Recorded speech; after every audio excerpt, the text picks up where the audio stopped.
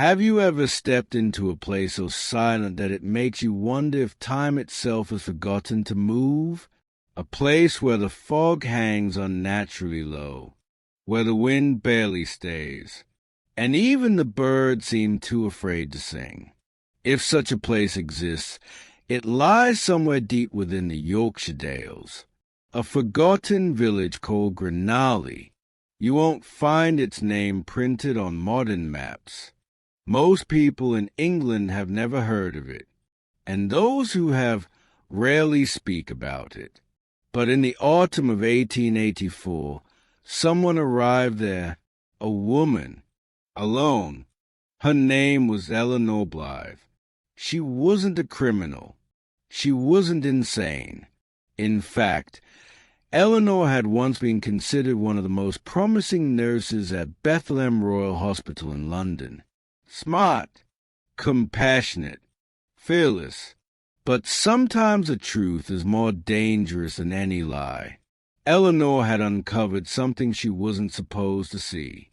A bishop, powerful, respected, untouchable, had been quietly manipulating those under his care, not with violence, but with fear, shame, and spiritual control. When Eleanor spoke out about it, she expected justice. Instead, she was punished.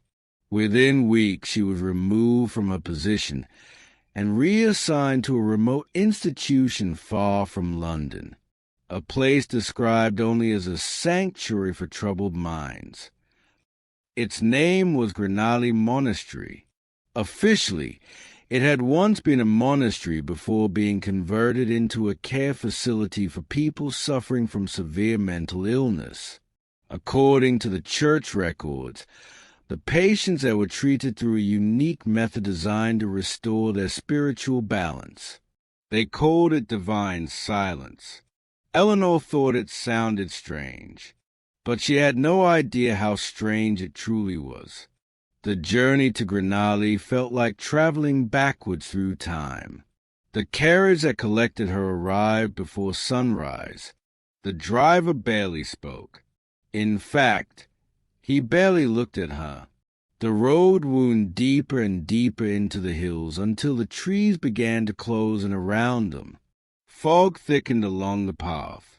Soon the world outside the carriage window looked pale and unreal, like a faded painting. After several hours, the carriage finally stopped. No station, no village, no welcoming committee.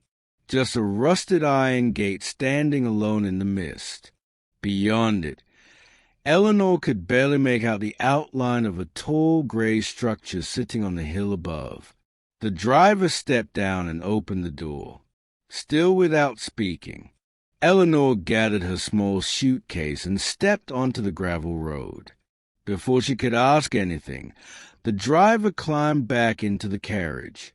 Within seconds, the wheels were already rolling away, leaving her alone at the gate. The iron bars groaned as she pushed them open, and somewhere in the distance, a bell rang once. The building ahead of her was larger than she expected. The monastery rose from the hillside like it had grown out of the stone itself. Its walls were dark with age, its windows narrow and tall. Nothing about it looked welcoming. It didn't even look repaired or maintained. It looked preserved, as if the years had passed around it instead of through it. When Eleanor finally reached the heavy wooden doors, they opened before she had the chance to knock. Standing there was a tall woman in a black habit, her face pale, her expression unreadable. Sister Magdalene, she introduced herself quietly. Her voice sounded calm, but distant, almost rehearsed. For several seconds she simply studied Eleanor. Then she stepped aside and allowed her to enter. Inside, the air smelled faintly of old stone and candle wax. The hallway stretched long and narrow, lit only by thin lines of pale daylight slipping through the tall windows. No footsteps echoed. No voices spoke. The building felt strangely hollow after a long moment. Sister Magdalene finally broke the silence. "You will find," she said slowly, "that the walls of Grendale remember everything." Eleanor frowned slightly. "I'm sorry." Magdalene looked directly into her eyes. "They remember those who refuse to listen." Eleanor's room was small, not a bedroom, really, more like a monk's cell. A narrow bed, a wooden chair, a crucifix hanging above the door, and carved into the stone frame above it 3 Latin words, Verba sunt vincula. Eleanor recognized the phrase immediately. Words are chains. At first she assumed it was simply an old religious motto. But later that evening she would discover something much stranger. Because in Grendale, patients were not allowed to speak. Not to doctors, not to nurses, not even to each other. Total silence was the rule. According to Father Quill, the priest who oversaw the institution, speech was the root of human corruption. Words carried lies. Words carried temptation. Words carried sin. So in Grendale, they removed the danger. They removed speech itself. Eleanor tried to argue that such a rule would make treatment impossible. How could patients describe pain? How could they explain what they felt? Father Quill's answer was simple. "If their suffering is real," he said calmly, "their souls will be heard." That night Eleanor lay awake in bed, staring at the ceiling. Something about the place felt wrong. Not frightening, just unnatural, like a theater after the audience has left. Too quiet, too still. And then she heard it. A sound so faint she almost thought she imagined it.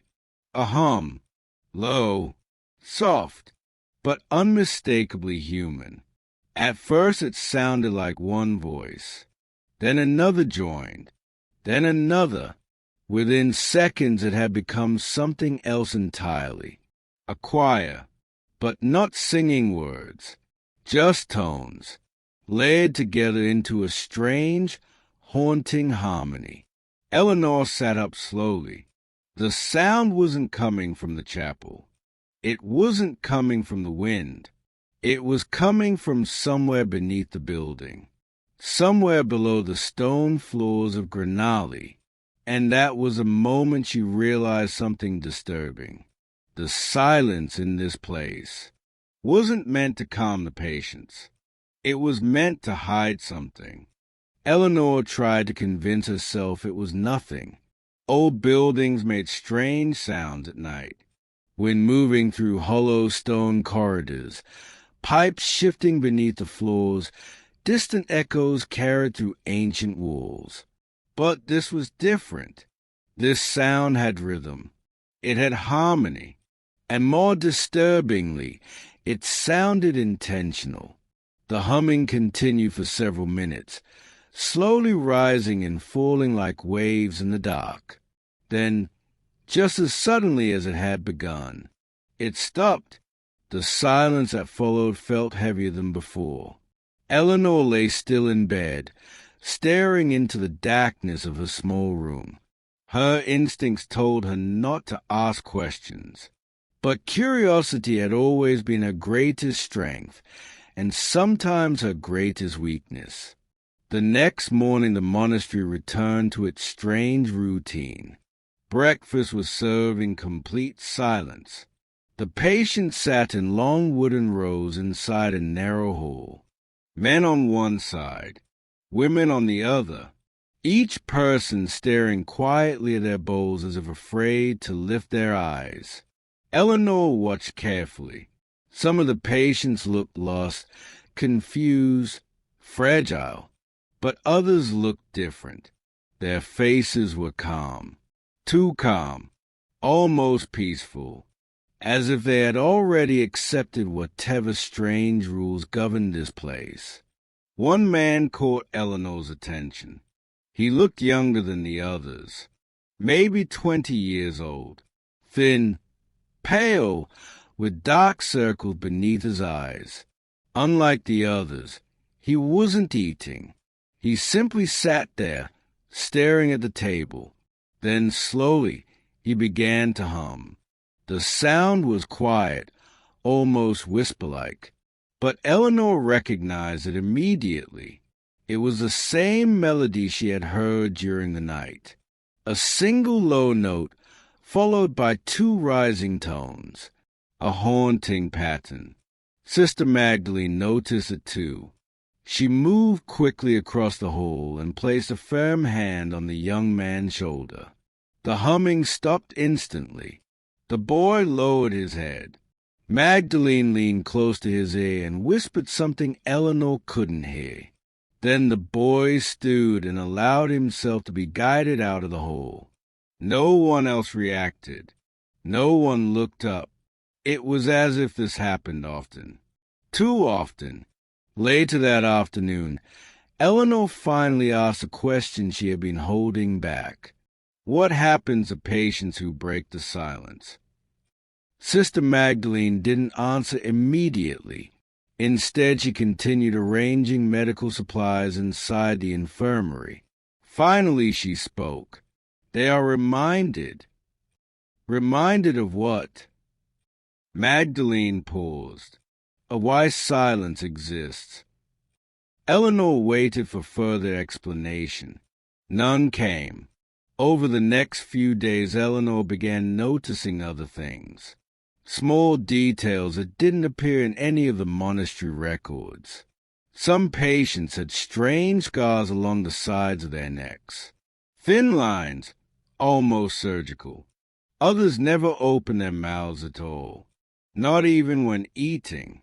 Food was simply pushed between their lips carefully, slowly, like feeding someone who had forgotten how to swallow. But the strangest discovery came 3 nights later. The humming returned, this time louder, stronger. Eleanor sat up immediately. The sound was clearer now. Dozens of voices laid together beneath the floor. A choir of human sound, but without words. She stepped quietly out of her room and into the dark corridor. Candlelight flickered along the stone walls. The humming continued below her feet. She followed it, down the hall, past the chapel, toward a narrow staircase she hadn't noticed before. The door at the top of the stairs was slightly open. A faint golden light glowed from below. Eleanor hesitated. Every instinct told her she wasn't meant to be here. But the humming grew louder, richer, almost hypnotic. Slowly, carefully, she stepped down the stone stairs. Each step echoed softly in the darkness, until finally she reached the bottom, and what she saw there stopped her breath completely. The chamber below the monastery was enormous, far larger than anything above ground. Rows of wooden benches filled the room, and seated on those benches were the patients, dozens of them, all facing a raised stone platform at the center of the chamber. Candles surrounded it, their flames dancing against the ancient walls. Standing on the platform was Father Quill, his arms raised gently, like a conductor leading an orchestra. The patients hummed together in perfect harmony. The sound vibrated through the chamber like living music, but something about it felt wrong, very wrong, because none of the patients were moving their lips. Not one. The sound came from deep within their throats, low, controlled, unnatural. Father Quill slowly lowered his hands. The humming faded into silence. Then he spoke. Again. And the choir began once more. But this time Eleanor noticed something she hadn't seen before. Some of the patients were missing something. Where their tongue should have been, there was only darkness. Father Quill turned toward a door at the far side of the chamber. "Bring the next candidate." Two sisters stepped forward immediately. Moments later they returned with a young woman Eleanor recognized from the breakfast hall. The woman looked terrified. Her hands trembled, but she made no sound. Of course she didn't. Speaking was forbidden. She was placed gently onto a wooden chair beside the platform. Father Quill studied her carefully. "Some voices," he said softly, "must be purified before they can serve." Eleanor's stomach tightened, because beside the chair sat a small metal tray, and on that tray was a thin surgical instrument, sharp, precise, waiting. Eleanor took an involuntary step backward. The stone beneath her foot shifted slightly. A faint scraping sound echoed in the staircase. It was small, almost nothing, but in the silent chamber below, it sounded like thunder. Father Quill's head turned instantly toward the stairs. His eyes narrowed. For a moment the entire room froze. Then he spoke calmly. "It appears," he said slowly, "we have a visitor." For a brief moment, no one moved. The humming had stopped. The candle flickered quietly against the stone walls, casting long shadows across the chamber. Father Quill stared directly toward the staircase, toward the darkness where Eleanor was standing. His voice was calm, too calm. "Please," he said gently, "come down." Eleanor's heart was pounding so loudly she was sure everyone could hear it. Running was impossible. If she moved quickly, the sound of her footsteps would echo through the entire chamber. Slowly, carefully, she stepped down the final few stairs. The patients didn't look at her. They remained seated exactly as they were, their heads slightly lowered like obedient statues. But Father Quill watched her every step. When she finally reached the bottom of the staircase, he gave a small smile. "I was wondering how long it would take before curiosity brought you here." Eleanor struggled to steady her voice. "What are you doing to them?" Father Quill tilted his head slightly, almost amused by the question. "Helping them." Eleanor glanced toward the young woman sitting beside the platform. The metal instrument on the tray gleamed in the candlelight. "You're mutilating them," she said quietly. For the first time, Father Quill's smile faded. "You misunderstand." He stepped slowly down from the platform. "When a child is born," he said calmly, "it cries before it speaks. It produces sound, pure sound, untouched by language." He walked closer to Eleanor. "Before the world teaches it lies." Eleanor felt the cold stone floor beneath her shoes as she instinctively stepped back. "So you remove their ability to speak?" she asked. Father Quill nodded slowly. "To remove corruption." His voice grew almost reverent. "Without words, the human voice becomes something extraordinary. An instrument. And instruments can be tuned." He gestured toward the rows of silent patients. "Together, they create harmony that transcends language. A choir capable of reaching heaven itself." Eleanor felt sick. "These people are patients," she said. "They are supposed to be treated, not turned into tools." Father Quill sighed softly, as though disappointed. You still think like someone from the outside world, the world of noise. He turned and looked across the chamber at the silent crowd. Listen carefully. He raised his hand once more.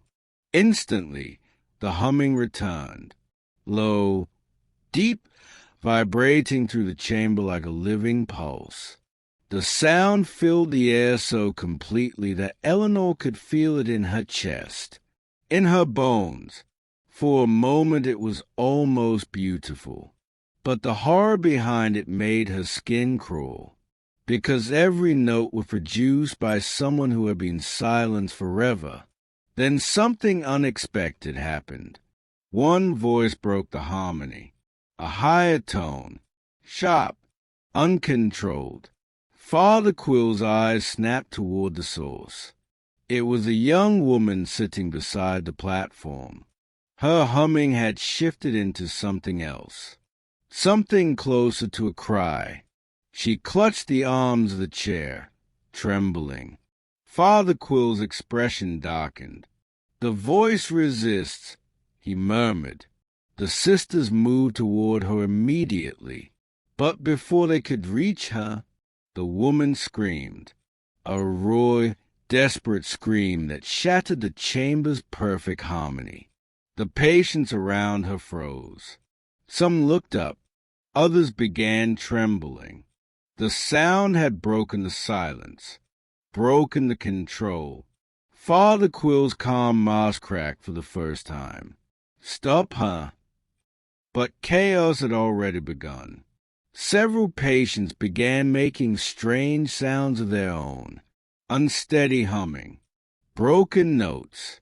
Some tried to speak but produced only choking noises. The harmony collapsed. Eleanor realized this was her chance. She turned and ran for the staircase. Behind her the chamber erupted into confusion. Candles toppled. Benches scraped across stone. Father Quill's voice shouted orders through the noise. But Eleanor didn't look back. She ran up the stairs 2 at a time, through the corridor, past the chapel, toward the main doors of the monastery. Cold night air hit her face as she burst outside. The fog had thickened around the hill. The world beyond the gates was barely visible, but she didn't stop running. Not until the monastery disappeared behind her in the mist. Months later, an investigation was finally opened. Authorities arrived at Grendale Monastery expecting to find evidence of the horrors Eleanor had described. Instead, they found almost nothing. The patients were gone. Father Quill had vanished, and the underground chamber was completely empty. No benches, no instruments, no choir, as if it had never existed. The church quietly closed the monastery soon afterward. Officially, it was abandoned due to structural concerns. But locals in the Yorkshire Dales still tell a different story. Some nights, when the fog settles over the hills, people claim they can still hear something beneath the ruins, a low, distant humming, soft, rhythmic, almost musical, as if somewhere below the earth, the choir of Grendale is still singing. And if that sound is real, then one question still remains. Who is conducting it now?